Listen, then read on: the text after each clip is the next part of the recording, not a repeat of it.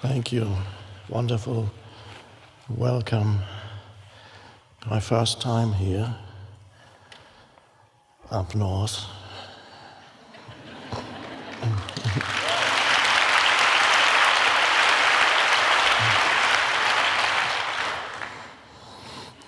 And it is perhaps not mere coincidence, but synchronistic that we are coming together here at a time of crisis politically, and it is significant that a group of people are gathering here who are focused on spiritual awakening and, of course, the inevitable thing that comes with spiritual awakening, that's inner peace. And that's what needed, not only here, but in the rest of the world too.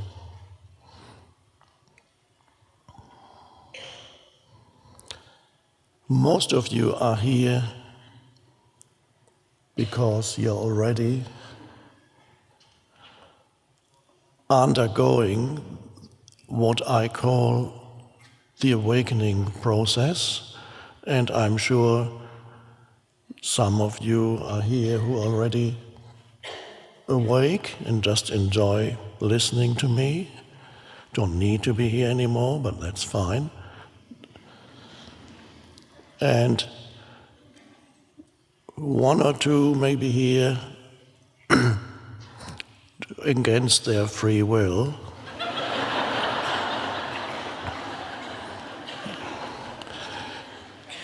Because your partner or a relative or a good friend told you that you really need to come here.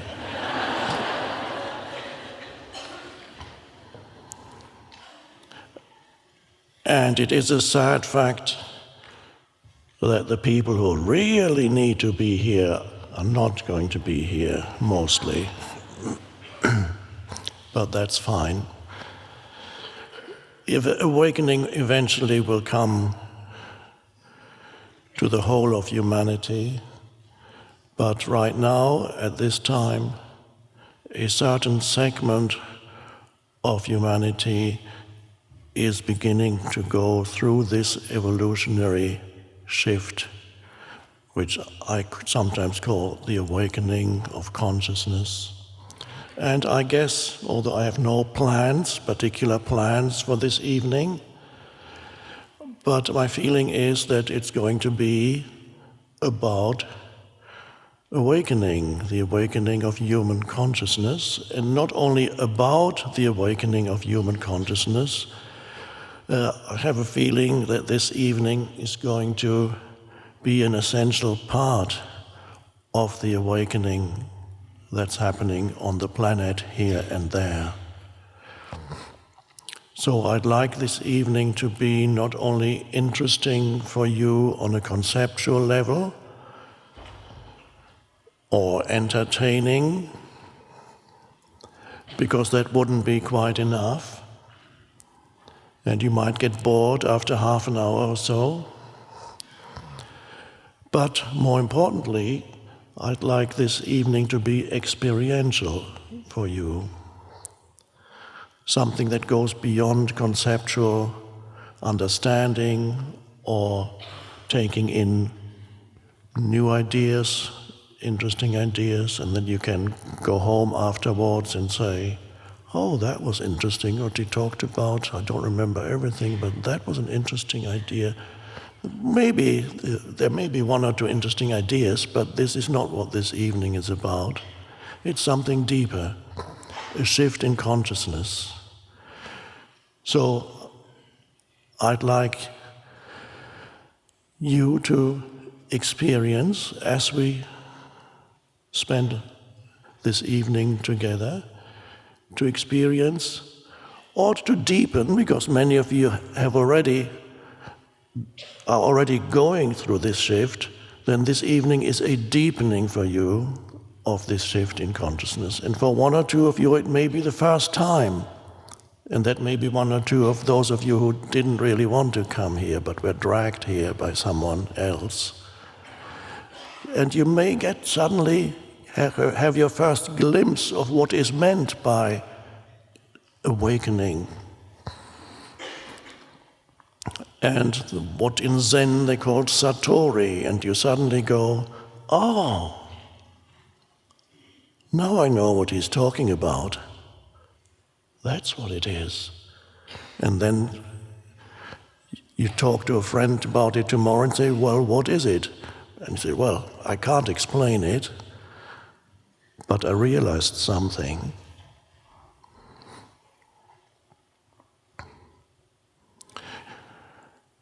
Humanity is going through what has been until now a very slow evolutionary progression, human consciousness.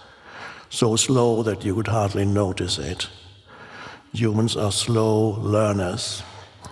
They repeat the same mistake again and again. The same thing that causes them suffering, they do it again and again and again, both on a personal level and on a collective level. The same mistakes politicians make, and so on, until a point comes when they can't stand the suffering anymore. And that's always a good point to reach. And you go, and then suddenly an inner opening happens. Suffering has its purpose, and many of you would not be here. I would even say most, or perhaps even all of you would not be here if you had not had your share of human suffering. So, retrospectively, we can be grateful for the suffering that we as individuals have gone through, because it has taken us to this point of the awakening of consciousness. This also applies to the whole of humanity. Humanity is you can consider it as an organism that is gradually evolving, the collective consciousness of humanity. Each individual is an expression of the collective consciousness of humanity, and the collective consciousness of humanity is an expression of the one universal consciousness.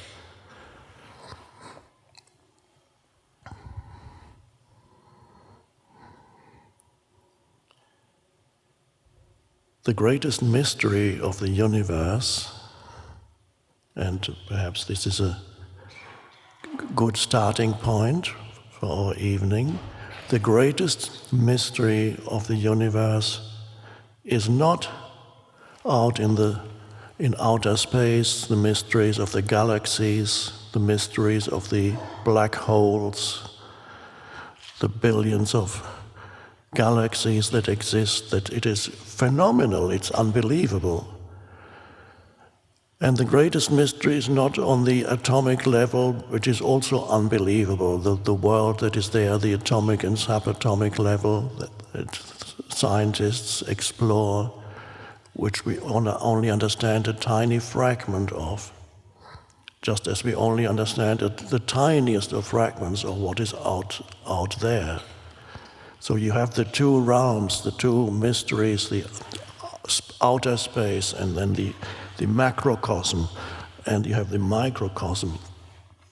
And people write books, great scientists write books about the mysteries of the universe. And the amazing thing is, many of these books, very good books, fail to mention one word. They explore the mysteries of the universe, but there's one word. You can have a whole book on the mysteries of the universe, either the macrocosm or the microcosm or the two together. The one word that's not mentioned is consciousness, which is the most fundamental mystery, the fact that the universe is conscious. That is the most amazing miracle. How do I know that the universe is conscious? Well, I am conscious. You are conscious. The universe is conscious in us. The universe is experiencing itself for a brief moment as a human being. It's also experiencing itself for brief moments as a plant or an animal. And that's an amazing thing. Now, scientists are probably never going to figure out what consciousness is. If it's even possible to figure out what consciousness is, because science is concerned with looking out there. You can either look out into outer space or you look into the innermost of matter. But what scientists don't look at is their own consciousness, which is the universe looking at itself. So the awakening of human consciousness is, and I'll give you now the answer in case you have better things to do, so I'll tell you the secret of the universe now, and so if you want to have a pint after this, it's okay. At least you know the secret of the universe.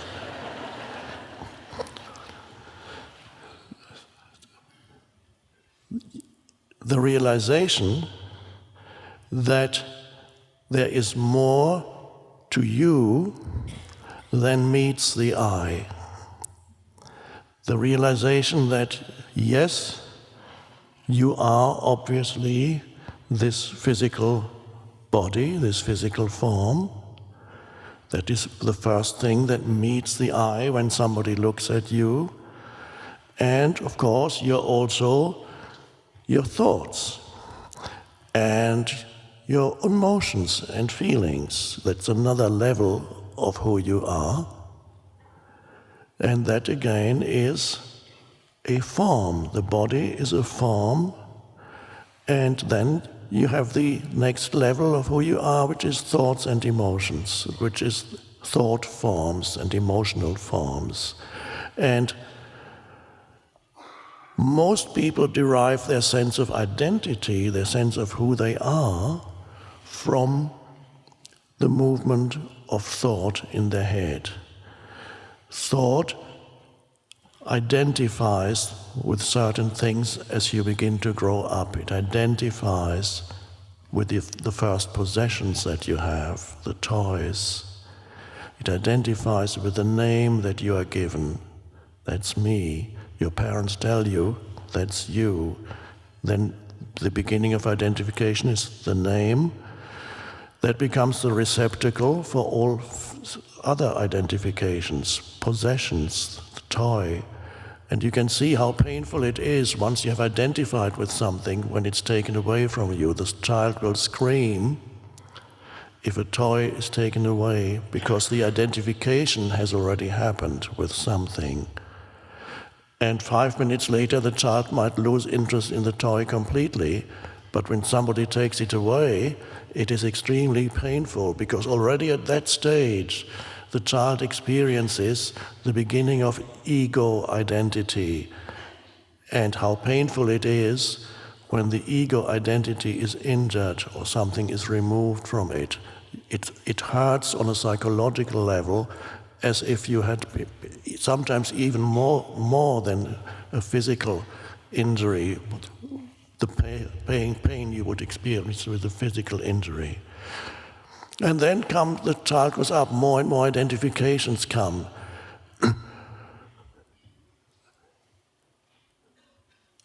People that you know, relationships, you identify with your knowledge, you identify with your physical strengths, your ability. Look what I can do, you can't do that, but I can do that. Look what I know that, but you don't know that.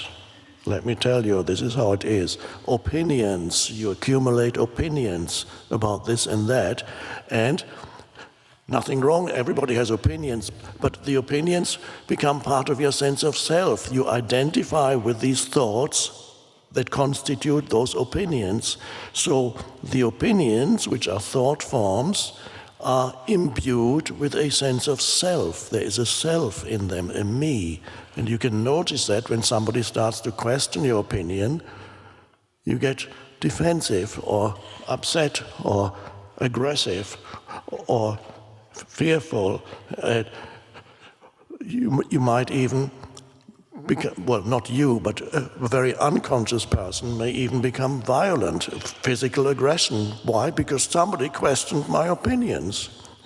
The entire religions that would, and in the past it's been like that. In the Middle Ages, Christianity was like, they will kill you if you disagree with the conventional beliefs. What, you don't believe what I believe or we believe? Okay, let's kill you. Ego, egoic identity, whether personal or collective ego. They are the two aspects of ego. But ego is always identification with something, and identification means it gives you your sense of self. This is why for people it is so precious, and they hang on to it, and they defend it with their life. That's all they know, that's me. And it's totally normal, it's been like that for thousands of years. Ego. In the past, ego, and in certain societies, even nowadays, the predominant ego is collective still, whereas in Western societies, ego tends to be more individualized. It started, of course, thousands of years ago with tribal egos. You had tribes, and you identified with this particular tribe, and you were nice to the people in your tribe, but not very nice to the people outside of your tribe, because they were less than you. All these were primitive, rudimentary manifestations of ego. But whatever it is, ego means you have a bundle of thoughts, predominant thoughts, as I said, opinions, likes, dislikes, the story of who I am, what people did to me, what I did, what I've achieved, what I know, what I can do, what I possess. And these are all really thought forms, and they give you your sense of self. It's very normal, and you cannot stop a child from developing that kind of identity. It's a normal progression. You can't tell a child, there's no such thing as possession, don't identify with that toy, it's not yours. Stop, don't. But one can, as you begin to awaken, you begin to see in yourself that you carry an ego. You might see, for example, that you become defensive, or when somebody disagrees with your opinions. You can even have an ego around the city you live in, the sports team that you identify with. These are rudimentary ego forms. If you have little else, a huge part of their identity can be your football team. And then the others are your enemies who identify with another football team. And then you fight it out on Sunday afternoons. So you have different manifestations of ego, but it's ego. It's a sense of self. You can have a spiritual ego. Some of you might remember that before you went beyond that. You had a spiritual ego. And spiritual ego means you have a sense of self that begins to form in your head, a self-image of yourself as a more spiritual person than most others. Very subtle ego. You can have an ego of yourself as egoless. a self-image that says, I am one of the most egoless humans on the planet. And it's hidden. It doesn't necessarily explicitly say, I am the most egoless person on the planet. Well, it might do, but usually it's more hidden. It's implied. You look down on others who still have their egos, whereas I'm free of it.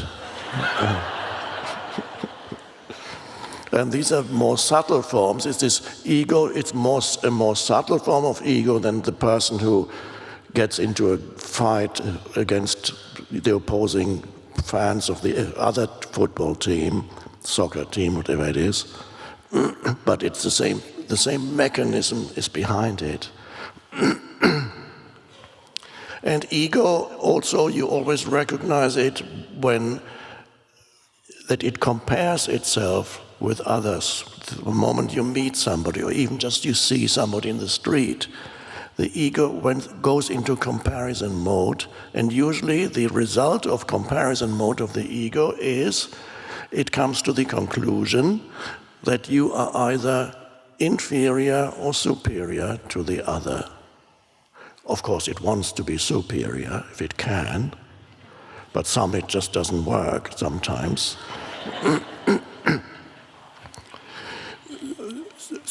And the ego tends to select the thing that is your strong point. That's where it will then focus on.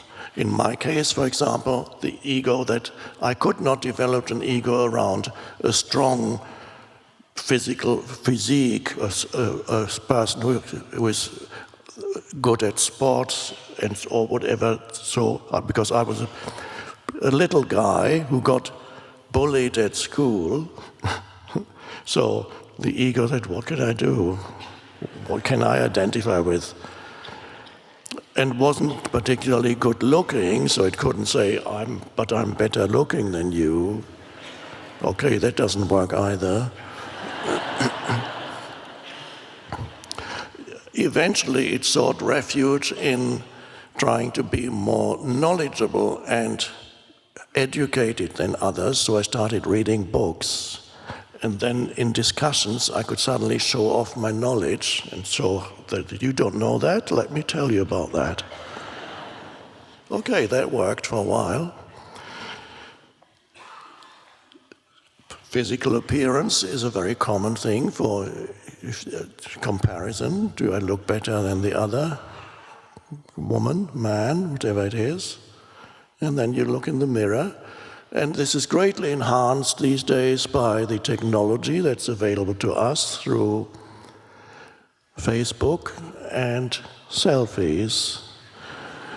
The original, in Greek mythology, the original story that shows the development, beginning of ego was in the myth of Narcissus, who was a young man. Of course, at that time there were no mirrors. But he happened to look into a pool of water one day, this young man, and he saw that he was so beautiful, and he fell in love with himself.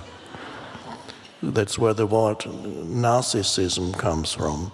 So he fell in love with himself. There was an image of himself that he saw there. He fell in love with the image, which to me means he identified with the image. This is a pictorial representation of an inner process, the image formation that gives you your sense of self, which is ego. So that was the beginning of Narcissus. Now you don't need a pool of water anymore. You have not only mirrors, more importantly, you have your smartphone, and you can go.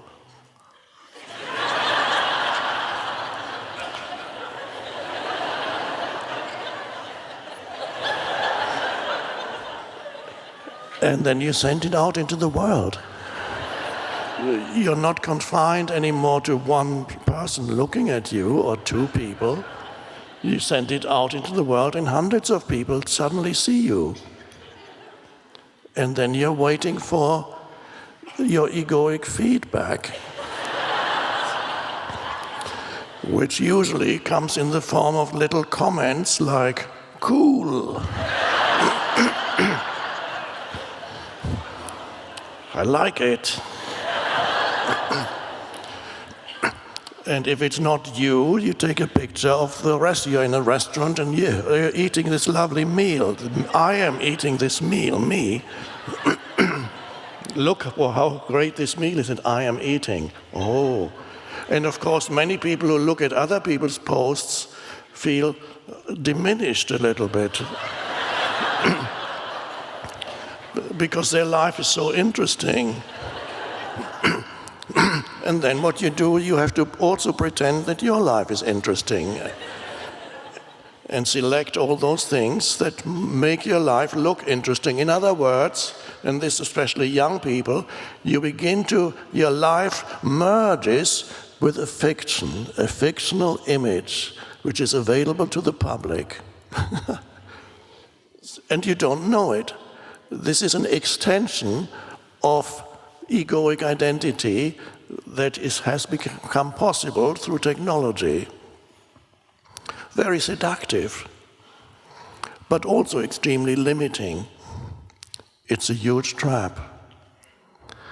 The ego, of course, is never satisfied, not for long. It always is in a seeking mode, because it doesn't feel fulfilled. It doesn't feel I am enough. It feels I'm lacking in something, which may be either money or knowledge or looks or relationship, significant relationship, all kinds of things I'm lacking in, not enough. So it's in seeking mode. But as it's pointed out in this book called A Course in Miracles, it says, the dictum of the ego is, seek but do not find. So it's always seeking, and because it's always seeking for the next thing, which implies the future is extremely important for the ego. It looks to the next thing. There's a continuous reaching out, an inability to be present here and now. That's all part of the unconsciousness that I call. Unconsciousness is, in this terminology, complete identification with the mind, and this is where the ego resides. It resides in your mind. It is a mental formation. It is a kind of fiction that every human being creates for themselves, and of course you get a lot of feedback, so the particular fiction that you create for yourself depends to a large extent on the culture that you grew up in, the people you grew up with. They will tell you who you are as a child, and then you become conditioned by your surroundings, the surrounding culture and your family and so on. So you are trapped with a mind-made sense of self. And this mind-made sense of self is also much more focused on the negative than the positive. That keeps the ego going. If the ego can find that it opposes something or someone, it feels strengthened in its opposition. So the ego needs its enemies. It needs to say, no, you are wrong. It needs to be right. Very strong tendency in the ego. It enhances itself by making others wrong. It enhances itself by criticizing, by condemning, by continuously judging not only other people, but also places, situations you find yourself in. It dwells much more on the negative than the positive. You may realize in your own life a positive event that happens in your life. Let's say you see a beautiful sunset and you go, oh, it's wonderful. And by the way, when you appreciate beauty like that for a moment, the ego is not operating, the ego is out of the way, and there's just we'll come to that, there's just an aware presence, and you go, ego is gone. Thought has subsided momentarily, and then ego, there can be no ego without thought, there's just an awareness suddenly, and you look, there's a beautiful flower, the sunset, whatever it may be, and you go, and then you may remember the next day, yes, I saw a beautiful sunset, but the egoic mind, the thinking mind, can't do very much with that. It says, yeah, that was a beautiful sunset, and then you tend to forget it. But take another event, somebody is rude to you, says something rude, you can think about that for hours. You can tell others about it. You can elaborate on that. And you can think about what you're going to say back next to that person. Next time you meet him, you're going to say, or what you should have said, why didn't I say that? Then you call your friend, you know what he did? I should have done that. Why couldn't I think of that? Well, you're right. And you can, for hours it goes on. And this is only a small example of how easy it is to, how a negative thought proliferates much more easily than a positive thought. And the ego loves it. It loves complaining. And there's always somebody who is not right. When you sometimes listen to people telling others what others did, there's a common denominator in what they're saying, that underlies whatever they're saying, that is, I'm always right and the others are always wrong. And you know what he said then? And yeah, but then I said to him, and of course you are always right. Amazing. And then the ego misinterprets people and events according to its conditioning. So if you wanted to figure out all the elements that make up your ego, you would have to undergo several decades of psychoanalysis.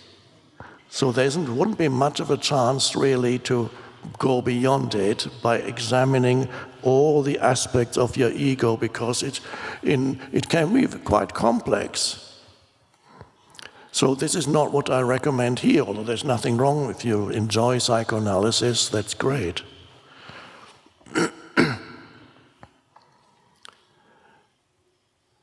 So the ego is associated with the voice in the head that continuously operates in you, and that for most people, that real ego is an intrinsic part of the voice in the head.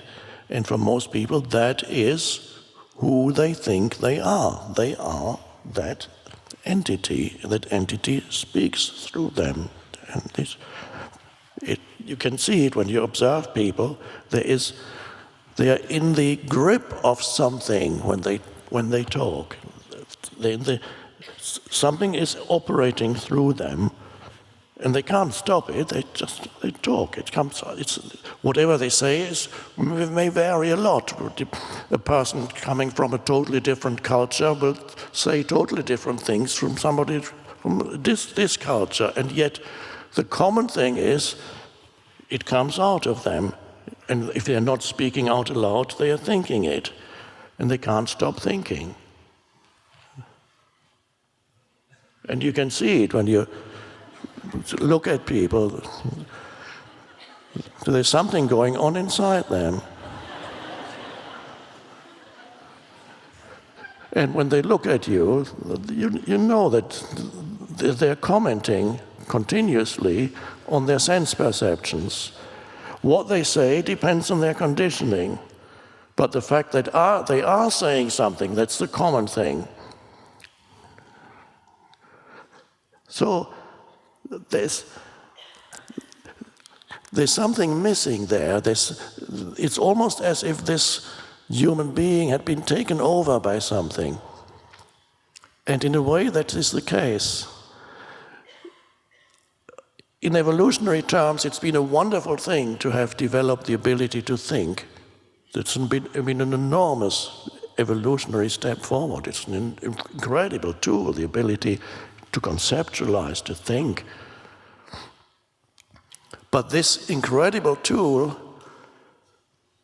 there's been a huge downside to it, like everything else in this universe.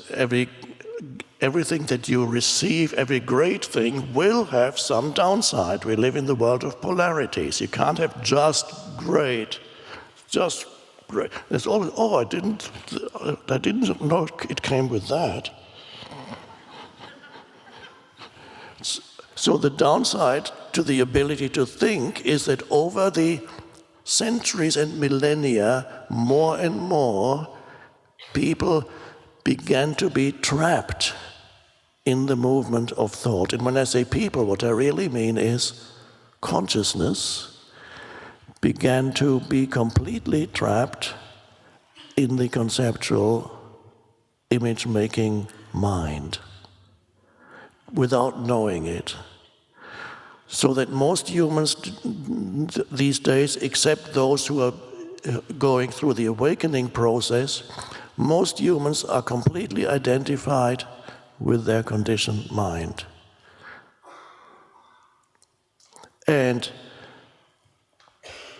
the awakening begins when this very simple thing, and I believe most of you know exactly what I'm talking about. The awakening begins when you become aware of your thoughts, especially repetitive thoughts. And you suddenly say, whoa, you recognize that certain thoughts have been going through your head for the past 10 or 20 years, same kinds of things, comments, interpretations. And you not only thoughts, but emotions that accompany those thoughts, because the emotion is in many cases a reflection of the thought.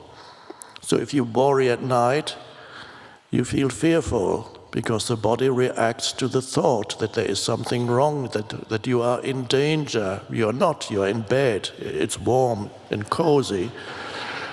But your mind is telling you that your life is critical. You're in a critical situation. And if you're not in a critical situation now, you will be very soon. And you're completely identified with that movement of thought. You are that. You truly believe every thought that arises in your mind that says, this is really critical, this is not going to work out, what am I going to do if I'm going to lose my job, where am I going to live, what about the mortgage, who is going to cut, and it goes on, and your body says this guy is in danger, and fear arises, oh my God. And the emotion further amplifies the fearful thoughts, because the thoughts react to the emotion now. There's a vicious circle. First they create the emotion, then they react to the emotion and create even more thoughts of that kind, until finally you have a panic attack.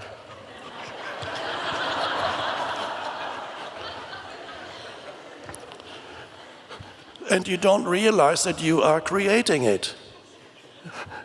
You don't realize that and this is an amazing thing, let's call it unhappiness, because these are all forms of unhappiness is a generic term which covers all kinds of things. Unhappiness covers from a small upset to deep despair, to irritation, to enormous anger. They're all forms of unhappiness. Now the amazing realization is the largest part of unhappiness that you experience in your life, let's say 90%, 95%, does not arise from the circumstances of your life. There remains 5% where obviously somebody close to you dies, you weep, you become unhappy. That's those 5%. Or suddenly you get home and your house has gone up in flames. For a little while, You may be unhappy. These are more extreme cases, we may come to that. But 95% of your states of unhappiness, now what I'm saying now, you need to verify in your own life in actual situations. 95% of your unhappiness is not caused by situations you find yourself in, work situation, living situation, financial situation, health situation. It is caused by the mental commentary about those situations. What your mind is saying makes you unhappy, not what's happening. But you have to don't believe me, verify it for yourself. Start with simple situations when you're lining up at the supermarket, or you're doing your shopping, or at the airport, or waiting for the bus, or stuck in a traffic jam. So there you are, waiting in this lineup or queue, and after a while, you get restless, and your mind is starting to say things. It says, why can't they train these people better? Why do they select the most stupid people to do these jobs? I need to be somewhere else. Why are these people? Why is it always? I always choose the wrong queue to wait in. Why? And the more the mind talks, the more upset you get, and it's not pleasant. And when you finally reach the counter, you're very angry, and you might say something to the person, and you're spreading the negative vibes to that person, and then the cashier absorbs that, and to the person behind you will spread them to the next person. This is how negativity spreads. Now, this is the simplest example of how unhappiness arises on a small scale. Now, if in the same situation, if you're vigilant, you can observe that your irritation, your upset, your even anger is not caused by standing there with your grocery in the basket looking around. Because that situation is completely neutral. It is caused by what your mind adds to the situation. That is the root cause of the emotions that you then experience, which are unhappy emotions. Now, the amazing thing is most people don't know that. They think that what they are experiencing and the way in which their mind interprets their experience is a single phenomenon. They have never separated the two. So they are so identified with their interpretations and reactions that the event and the reaction are a single thing that they experience. And that is deep unconsciousness. And so you go through life encountering all kinds of unpleasant situations, reacting to people. As you know, people are challenging, but how much of what is happening between you and the other person is supplied, is manufactured by your mind, your mental interpretation of the other, how they should behave but don't, what they should have done but didn't do, what they should not have said but said, and so on. And you can go into whole stories making other people wrong, which is the ego loves it because it strengthens itself every time. You could criticize somebody, by implication you are better. Whenever you can criticize someone, you are implied that you are in a superior position because you are judging the other. You can even do it to a situation or a place. You can criticize it. So the ego inflates itself through that, and you don't know that this is happening. You get bigger and bigger. The ego goes, and the more angry the ego gets, the better it is for the ego. Or if it's not angry, it can also be just miserable. Oh, poor me. Treated so unfairly by life. had such a bad deal. Why did life do this to me? Or you call it God, even. Why did God do this to me? I don't believe in God anymore because he did such awful things to me. That's a huge ego too, because it's a mental image, and you're superior in your own way too, because you're superior in your misery to others who are not as miserable as you. You have suffered so much more than they. That ego is as big as the guy who works on Wall Street and says, I'm the master of the universe, or thinks it, until the bank collapses.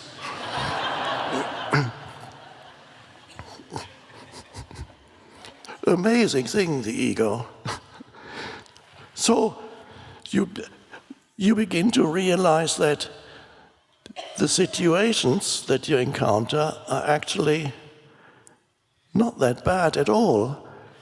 But the commentary that you supply, that your mind manufactures unconsciously, that's the cause of the largest part of unhappiness. I've even received, and I keep receiving, correspondence even from people in prison who tell me that they have learned this lesson. They are still in prison, some are in for life, or they say they're in for another 10 years, and they say, I feel free now. What they have done, they have given up commenting mentally on their situation. And that means it's the end of the ego. They're no longer fighting, they're no longer against, they just say, this is what is.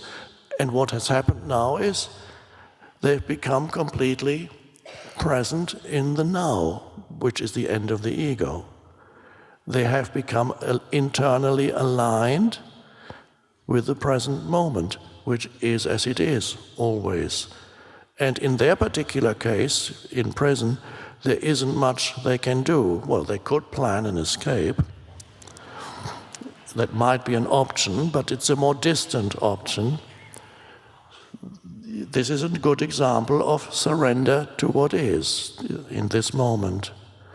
So, an enormous realization is to see that situations are neutral and you lose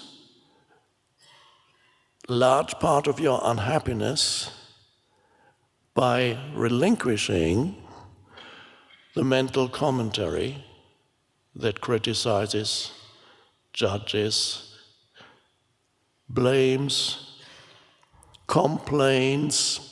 Great thing, complain. Oh, that keeps the ego going. Complain. So awful what they complain about this, about them, about him, about her, about a place, what they did, what they...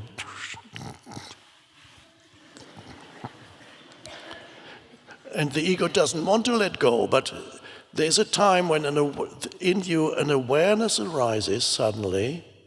You become aware of what your mind is saying and doing. Aware. For a moment, you're able to step back and realize these are just thoughts. There's the movement of thought. And this is the awakening is when you realize that in the gap between two thoughts, you have not disappeared. In the gap between two thoughts, there is something else that is much deeper than the ego. Let's look at this gap between two thoughts now. Here's one thought, and here it comes to an end. Now the other one hasn't started yet, and there's a gap. The other thought is here. One thought here comes to an end, the other thought here hasn't started yet, and here we go.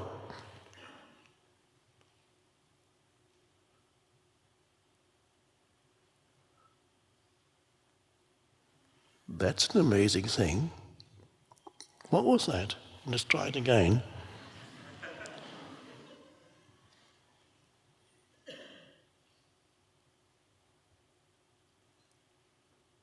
a space of no thought. And in that space of no thought, you can actually look around too.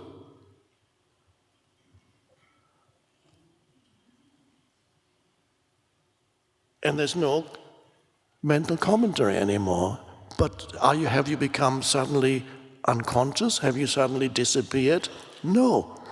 There is a deeper dimension in you that has suddenly emerged.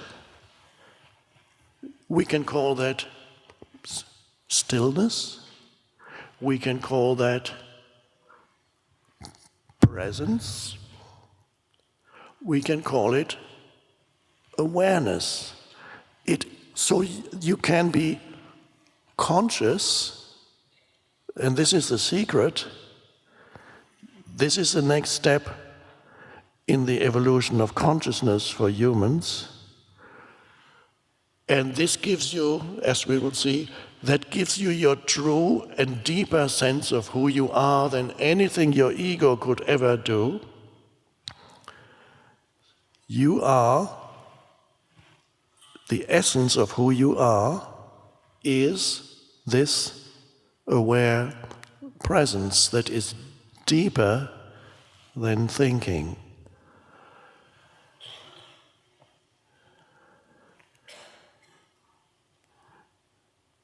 When you look around this room, or anywhere, wherever you may be, you take in your sense, you are aware of your sense perceptions. When thoughts go through your head and you realize that certain thoughts are going through your head, you no longer necessarily believe in every thought that comes into your head. You just say, oh, there it is. You just see it. And it goes. Then it doesn't proliferate anymore when there's an awareness there. It only proliferates when the thought seduces you into give your total attention. It drags your consciousness with it, and you go, And then you start thinking, one little negative thought goes to many others. Oh, there's something wrong with me, there's something wrong with him, there's something wrong with the universe. There's something very wrong here, very wrong.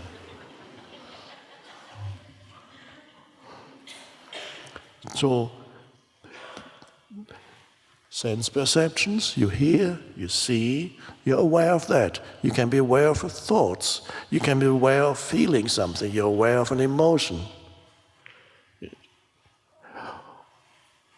Usually that's what makes up a person's life is what does your life consist of?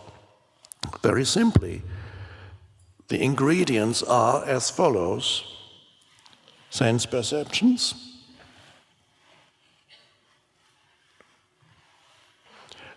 thoughts, many thoughts about previous sense perceptions, and possible future sense perceptions, and all kinds of other weird thoughts, and emotions that accompany the thoughts. So, sense perceptions, thoughts, emotions, that's me. That's my life. Whatever goes around, whatever I perceive and think about, obviously that's me. But you might have forgotten something important. That is, when you perceive, you're aware of your perceptions. When the thought arises, you're aware of your thought. When you feel an emotion, you're aware of an emotion. So it all presupposes that there's something in you that makes sense perceptions possible. There's something in you that makes thoughts possible. There's something in you that makes emotions possible. And can you become aware of that? If you can become aware of that, then you become aware of really the essence of who you are. And what is that? Consciousness. Can you become aware that you are conscious rather than always only be conscious of this and conscious of that and conscious of that? Can you become aware that you are conscious right here and now? What is the most essential thing about you? Ask yourself that. What's the most essential thing about you? Is it your memories? Well, even if you lost half your memories, you would still be you. What's the most essential thing about you right now? Can you get to the essence of you? What does it feel to be you? What is that most fundamental feeling of beingness, of I am? Not even I am this or I am that. This is thought. You add some thought added to the...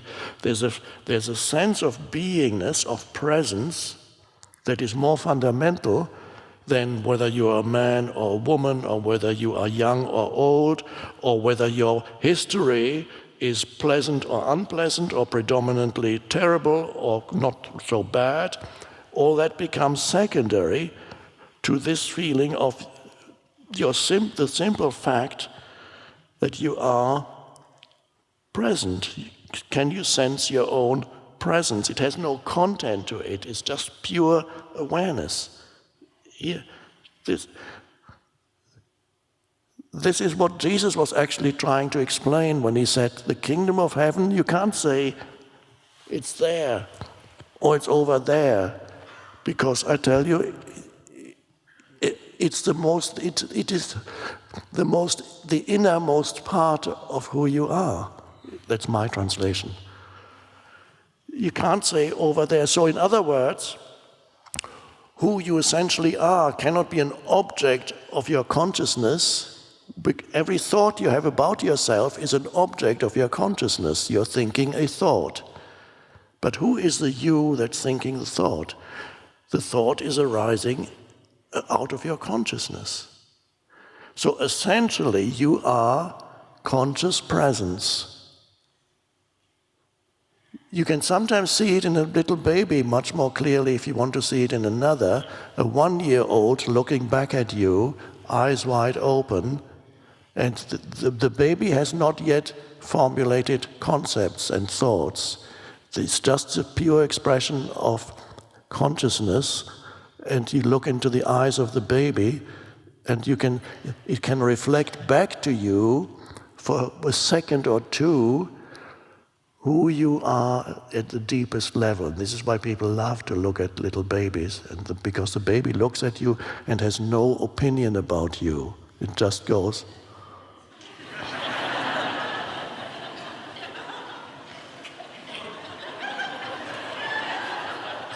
And it's so lovely. It loves looking at you. And if you can't find a baby, even a dog will do that.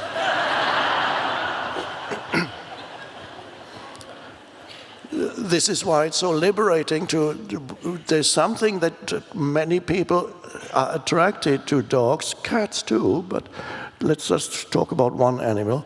A dog, you're attracted to because you look at the dog and the dog looks at you, and there is the consciousness looking through the eyes of the dog. That's the essence of the dog.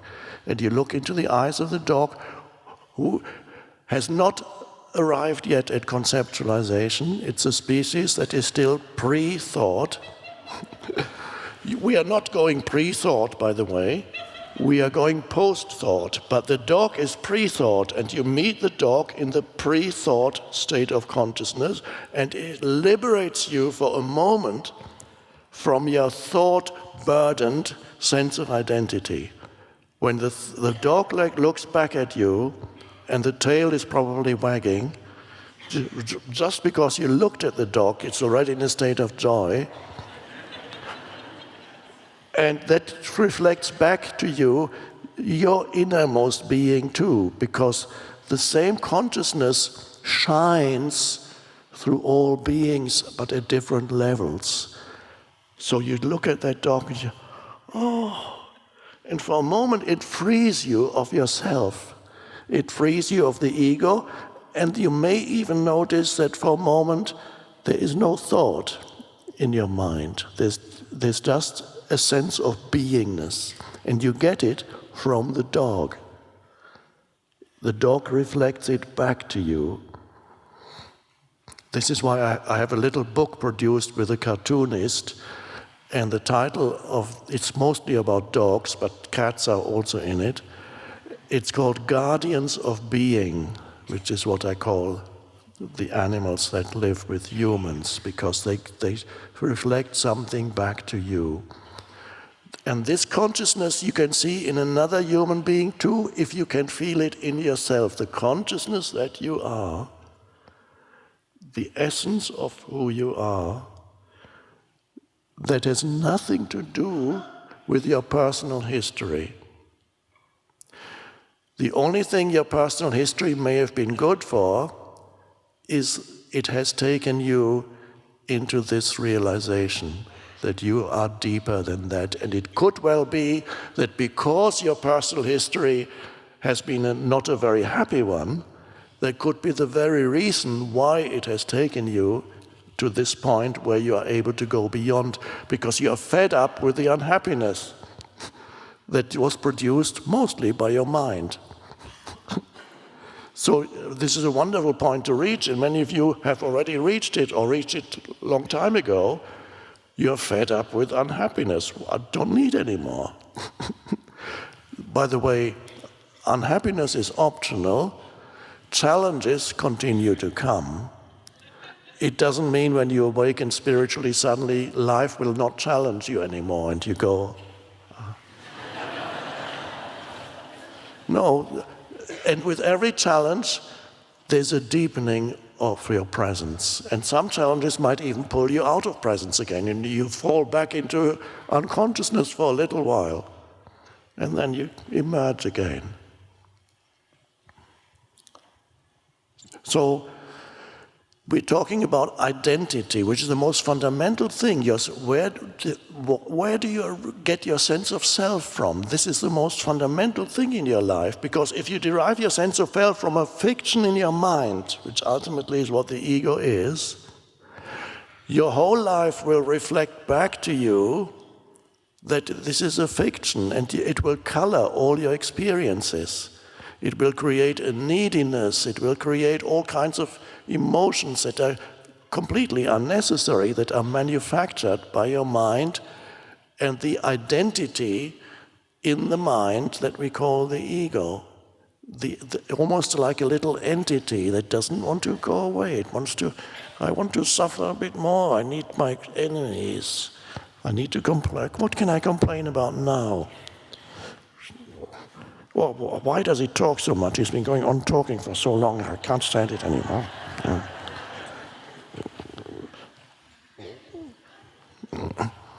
So the words are pointing to something in you. Then, of course, you cannot undo your personal history. Of course, you remember your personal history, and there's your life situation. Everybody has a life situation. You have relationships, you have a work situation probably, or you have lost your job, then you don't have a work situation, but it's similar. You have a living situation, you have a health situation, you have a relationship situation, a huge source of suffering, and occasional happiness. Those things make up your life. You have those situations. But is that all there is to who you are? So you need to be free. You awaken to who you are beyond your history and your life situation. The essence, your essential being, is the aliveness of presence, consciousness. And you can only get that in the gap between two thoughts. This is why stillness is an important pointer to it. Stillness does not mean you fall asleep. It could mean you fall asleep, because humans, the habitual level where humans exist is thinking. Then the only time when you're free of thinking is when you fall asleep, if you haven't awakened yet. When you move towards sleep, thinking gradually slows down. When you get very sleepy, there's very little thought going on in your head, and you go And you might even like that, because suddenly you can't remember what your problems are anymore.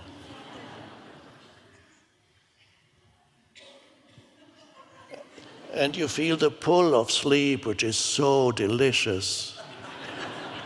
What we call tiredness, it's so normal, we accept it, but if you really look at what tiredness is, something absolutely delicious is pulling you. Come this way. You must come this way. It's so delicious.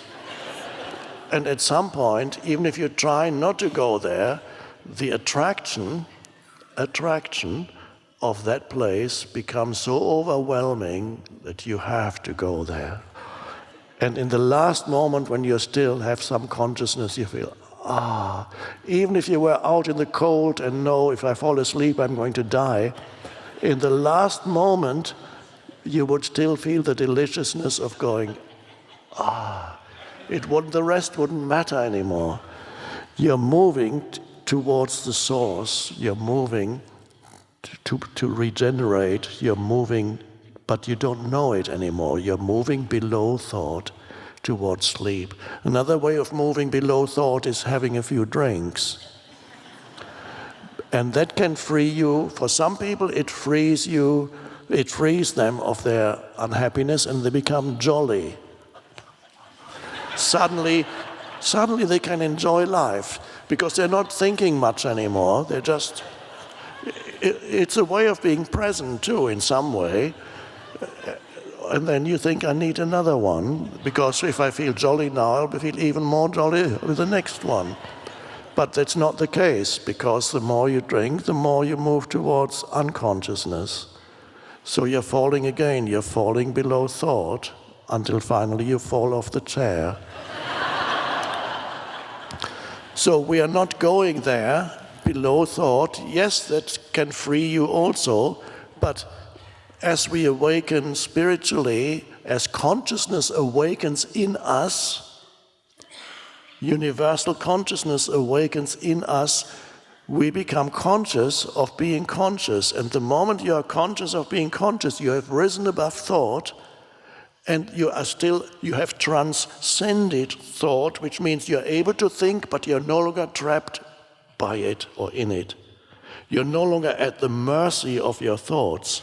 You can use them, they can still operate, but you can also, by choice, and this possibility is coming to many of you already, and to many more of you, I would say after this evening, to realize it is possible for you and even desirable in many, many instances to transcend thought and simply be aware.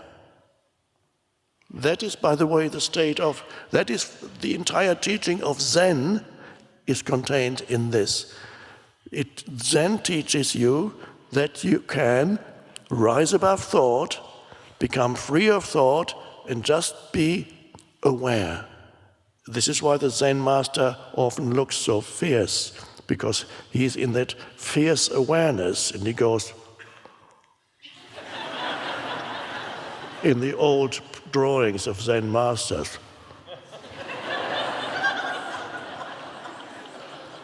Or they might, one Zen master, when asked, please explain Zen, the only thing he would ever do was raise his finger and look at you.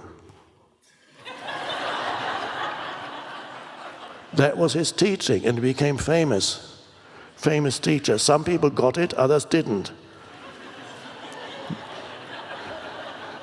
If they didn't get it, they said, please explain Zen to me, and he would go. And some people went, wow.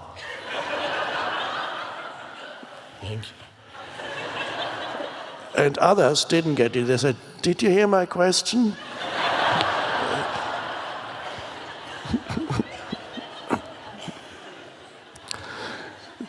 There's in Zen, for those of you who are interested in Zen, or might even have spent a decade in a Zen monastery, there is nothing to understand in Zen.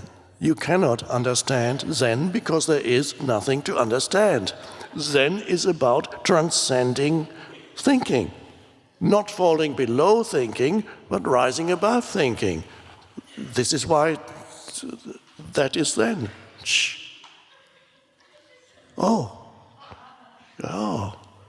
Now many of you, especially after this evening, will discover in yourself the ability to step beyond thought when you don't want thought. Not perhaps always. Sometimes the challenges may be too much and you fall back into thought for a while. It's fine. But from time to time, and you can actually invite it into your life in many, many situations that are relatively neutral, step out of thought and lose the illusion that in order to hold your life together, you need to think all the time about you and your life. And if you stop thinking about you and your life, it's all going to fall apart. It's going to fall apart if you overthink, which most people do. Overthinking is a disease.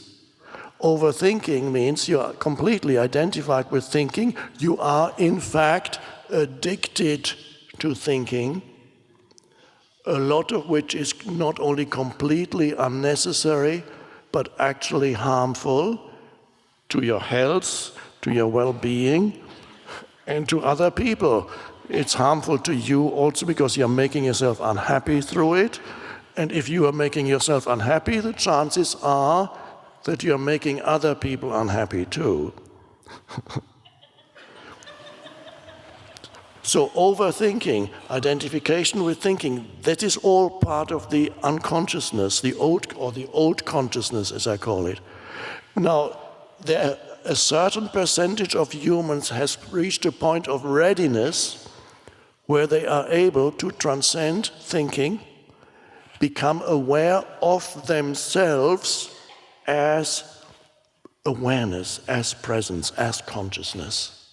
And that becomes their sense of identity or sense of self, their presence. It doesn't need, there's no longer any superiority or inferiority in it. There is in it a recognition. When you now look, not just the dog, it's easier with the dog or the baby, but when you look at another human being, and you're not trapped in the conceptualizing, judgmental mind, you're looking at another human being, and you can sense the background to your perception of this other human being, the sense perception. You may be looking and maybe listening.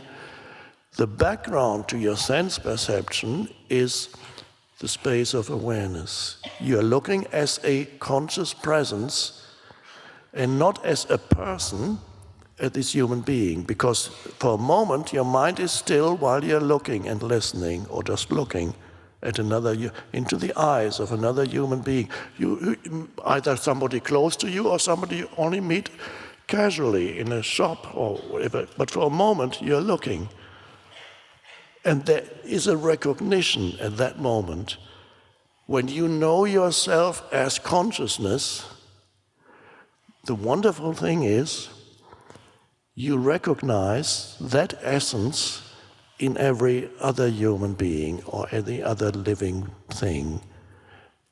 And that recognition, you recognize that there is something of the same essence that is in you also in the other. And you are able to, so to speak, look through the personality which is there, which manifests through their words, whatever they are saying, the conditioned personality, which is their mind, their egoic mind, that of course will be there. But you're able, if you are still and present, you can look at them, and then for a moment you sense their essential beingness or consciousness, because you know your own consciousness, and that's the recognition of oneness.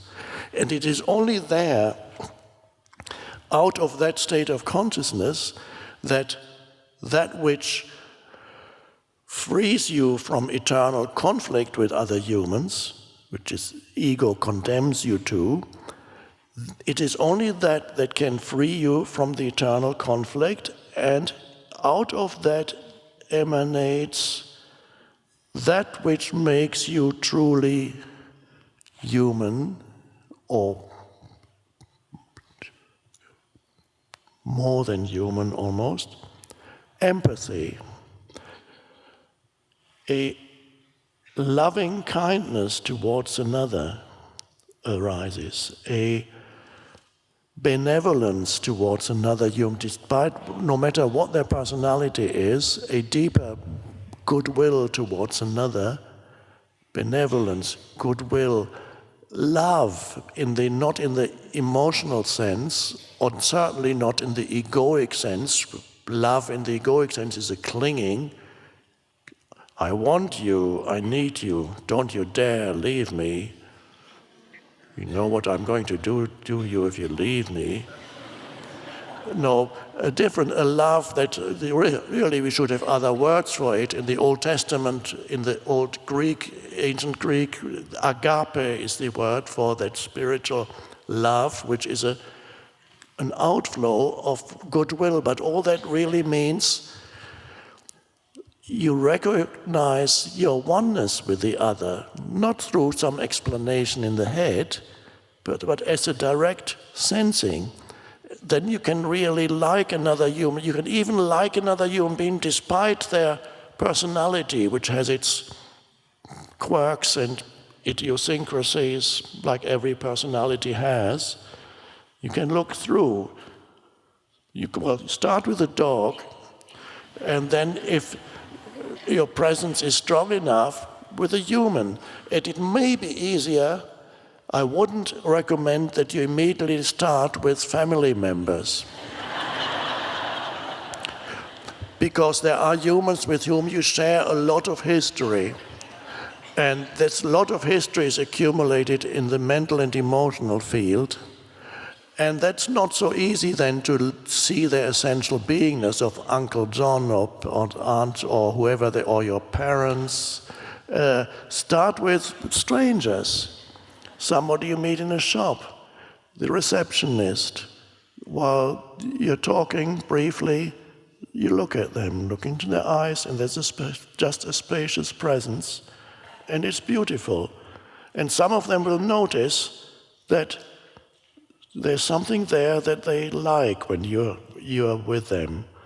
They may not know what it is. They may not know that you are present and that they are not being judged by you. They just feel comfortable in your presence. They like you. They don't know why. That is often the case. Now, be careful that the ego is so cunning that it can come in through, even here, it can come in through the back door again, and then you get the sense that you are doing something to that person.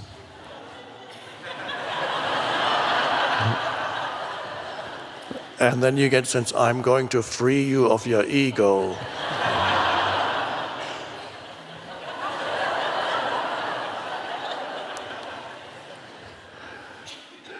And you might even say, all right, now I'm doing something to you.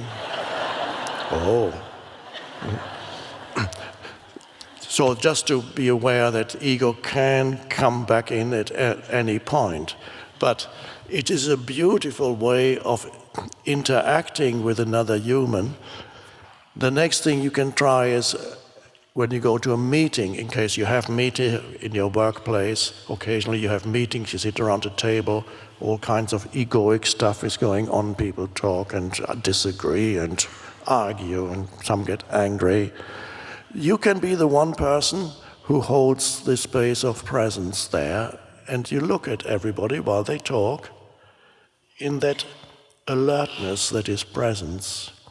One could say it is a high frequency of presence And in that alertness, you look and you listen, and then the next person speaks, and you look and you listen, and the next person. And then at some point, you may find yourself contributing something, and suddenly words come out of your mouth. And that would be a helpful contribution and more likely to be something fresh and new than just a repetition of old opinions and old viewpoints. Because you're now in touch with the dimension out of which creativity arises.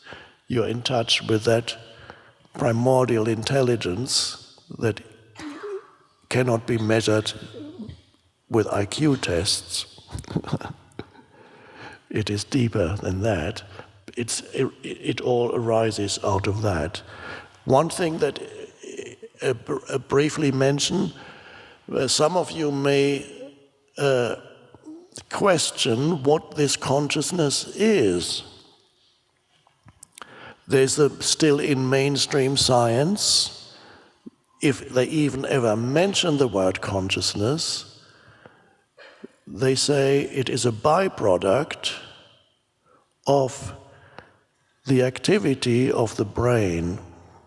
It is a byproduct, an epiphenomenon, another fancy word for it, of the chemical soup in the brain. On one level it's a chemical soup, on a deeper level it's atoms swirling around. And a byproduct of the chemical soup in the brain is, they say, that there's consciousness. The chemical soup produces it somehow. The amazing fact is, any scientist who does not have a huge ego or will admit that we know almost nothing about the brain, or how, certainly not consciousness. Nobody knows what a thought is. Where does it reside? What is a thought? What is a memory?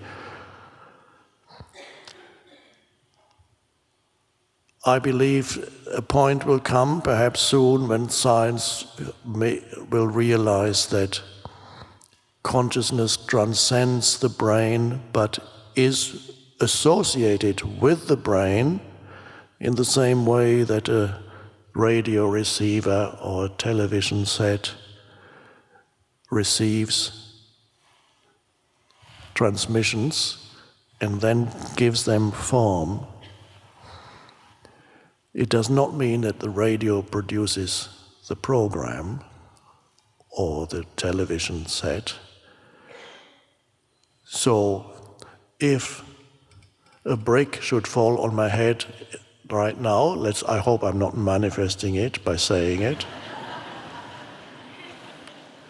I would stop speaking, and it would appear that I have lost consciousness, of course. Therefore, a scientist might say, you see, destroy the brain and you destroy consciousness. But it could be that the brain would then no longer be capable of transmitting, receiving consciousness, channeling consciousness into this dimension. Just a possibility. I don't want to go too far with philosophical speculation. This is how I see the secret of the universe. You may know that in many ancient cultures, the sun was regarded as a deity, and the people would pray to the sun. There's a certain reason behind it, and that is that all life that on this planet, including your physical body, the warmth in your physical body, and so on, is given by the sun. It's an outpouring, a continuous outpouring of energy, and it all comes from the sun. So they worship the sun, regarded the sun as a deity. The sun is the closest approximation, if one wants to use an analogy, of what God is.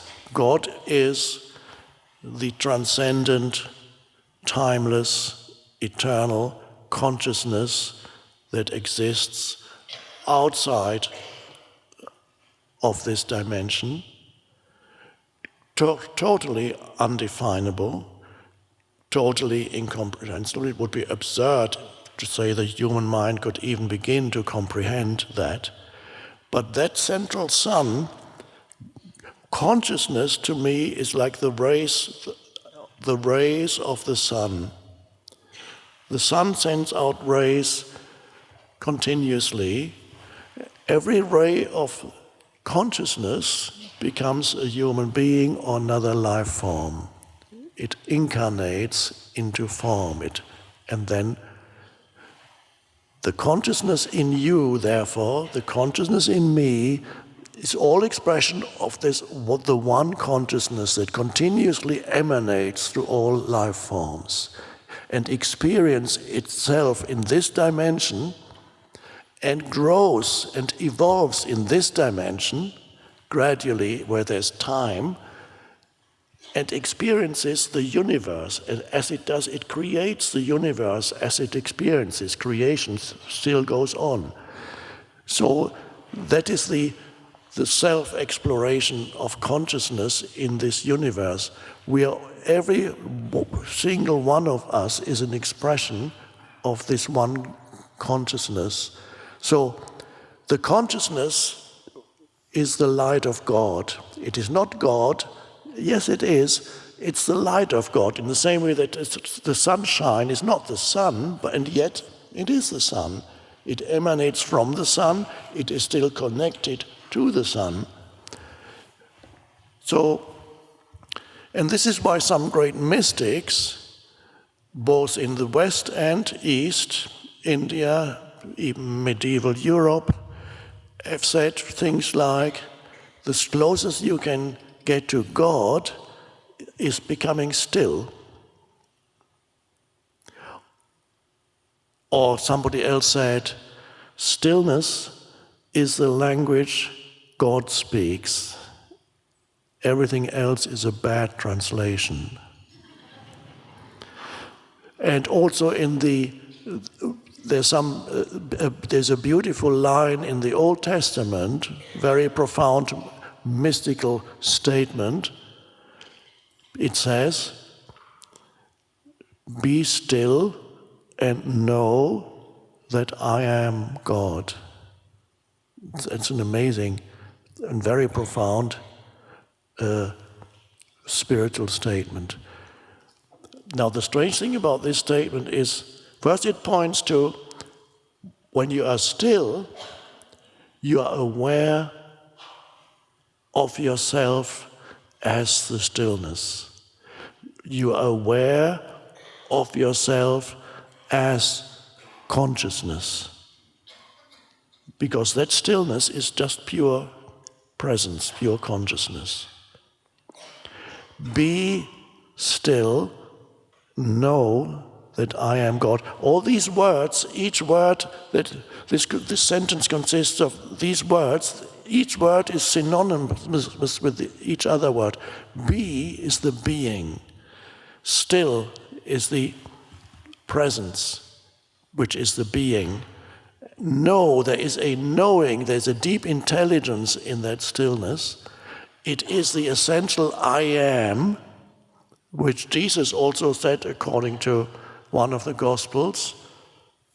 He made this strange statement, before Abraham was, I am. What an amazing statement. The juxtaposition of the past tense and the eternal present tense of I am. So I am is also used in India to point to your essential identity. And it was Ramana Maharshi, the Indian sage, who recommended he recommended that you meditate on the question, who am I? Who am I? He said, take that question into meditation and see what happens. So what you do then, you go into meditation and you ask, who am I? Now, if you find an answer on a conceptual level to that question, you're wrong, you missed it. So if you go into meditation and say, who am I? And then you go, yeah. Oh, I got it now, I know who I am. Yeah, okay. No, you haven't.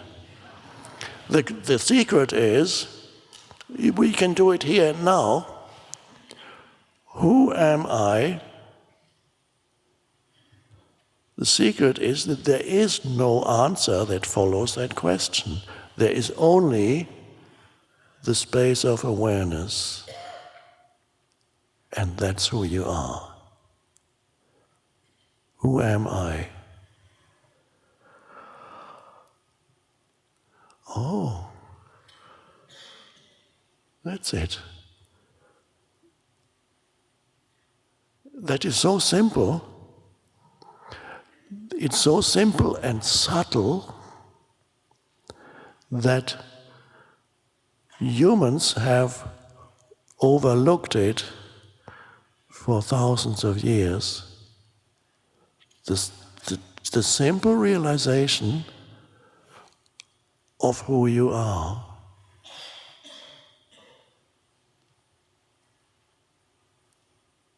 That is very much like the ray of sunlight that went continuously exploring the universe. Let's say that's you, and looking everywhere and thinking and getting involved in this and identifying with this and that, and suddenly it gets very unhappy, can't stand it anymore, and then it goes, who am I? It still hasn't got the answer. And suddenly the attention, suddenly the sunlight stops in its doing and becomes aware of being, and then it becomes aware that it's not just out here, there's an enormous depth to it, and it becomes aware that it's connected to the sun. And that frees it from the usual state that is associated with the ego, which is fear. Suddenly, fear goes. A deep trust in life arises because you feel yourself connected to something vast that is you and yet transcends who you are. And to sense that connectedness frees you from anxiety and fear. And that, I would suggest, is the true meaning of the spiritual word faith. Faith is absence of fear. Faith is a deep trust, not in yourself as a person, but something deeper that is you and yet transcends you. That is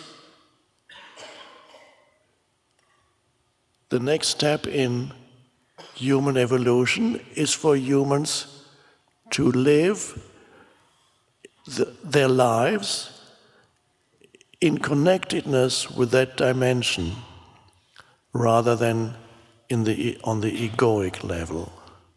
And then you manifest a different world. You manifest no longer this absurd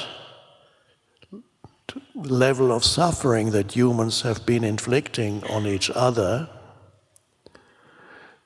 that can only be described as a severe collective mental dysfunction.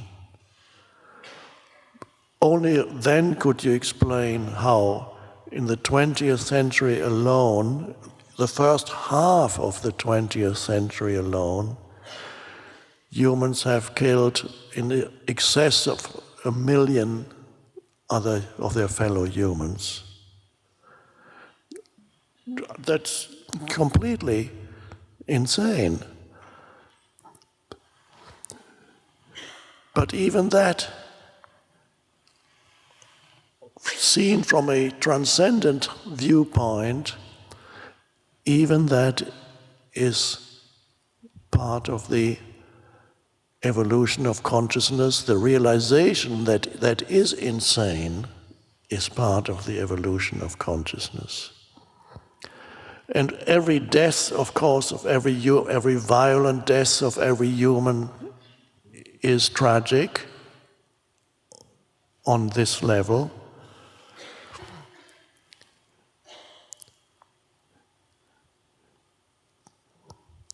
But it is also true that in every human is an expression of the one consciousness that is experiencing itself as a human. And as such, the essence of every human is beyond death. Death is the end of this form, this brief-lived form. And even if on another level the form continues, you will eventually awaken. Every form is destined to awaken to its connectedness to the one consciousness. In Buddhism there's a lovely saying which says, eventually even the blade of grass will become enlightened. In meaning, eventually all life forms return to the source. All life forms begin to realize their connectedness to the source. The source discovers itself, its own nature, through the realization of all these life forms. But to keep it on the practical level, for us, the essential thing is inviting into our life these moments of presence. On the one hand, inviting them into our life. On the other hand, also recognizing when they arise spontaneously. Next time you look at a dog, you're not only aware of the dog and how good it feels, but you're also aware of that for a moment, thinking has subsided for 2 or 3 seconds. When you look at a beautiful tree, or you look at the sky in the morning, open the curtains, look at the sky, no matter whether it's cloudy or blue, for a moment, be there as the aware presence for the sense perception. When you're waiting for something, observe how your mind is resisting that moment, let go of that. You remember what we talked about, all the stuff that the mind adds that is unnecessary baggage, that creates unhappiness. Come into the present moment, alignment with this, and be the presence. Waiting at the supermarket, if the mind starts up with its complaining, realizing that you are creating unhappiness for yourself, the mind is creating unhappiness for yourself, now suddenly you have a choice. You don't need to be at the mercy of automatic thinking anymore. You step out of automatic thinking, take 2 or 3 deep breaths, become aware of your breath, in and out, takes you into the present moment, and realize this moment is actually okay. It's even quite pleasant. And the mind had been telling you that it's awful. And in many cases you'll come to the realization this moment is actually not that bad. But the mind has been telling you that it is. And less do you then add the unnecessary interpretations to the present moment that spoil your joy of life. and suddenly you experience much more joy and in the beingness of the present moment. And you go around and appreciate more the little things that arise continuously around you that are actually profound and beautiful in their simple presence. A cloud, a leaf on a tree, a flower, how the light is reflected off the floor. You can everywhere there's an aliveness around you in other human beings. You can appreciate their aliveness. And then comes also a very powerfully transformational way of relating to the present moment, which is gratitude for what is. Not gratitude, I wouldn't recommend gratitude through creating some mental story that other people are worse off than me, so I really should be happy. So you depend on the misery of others to make you feel better. No, a gratitude that is deeper, that comes directly from recognizing the goodness of things without any commentary, to appreciate what is, to appreciate that you're breathing, to appreciate a glass of water that you're drinking, to appreciate the shape of a piece of furniture, a fruit, anything you see. So I'll give you as a last spiritual practice that was given by, I believe also it was a Zen teacher. A disciple came to him and said, I'm going to travel now for a year. Can you give me a spiritual practice to take with me on my journey so that I can become enlightened? And the teacher said, yeah, okay. This is your spiritual practice. No matter where you are or what you're doing or what the situation is that you are in, say the following mantra: thanks for everything, I have no complaint whatsoever. So he sent off the disciple came back after a year, came back to the master, and the master said, well, the disciple said, it didn't work. I used it a lot, but it didn't work. And then the master said, thanks for everything, I have no complaint whatsoever. And at that moment, the disciple became enlightened. Thank you.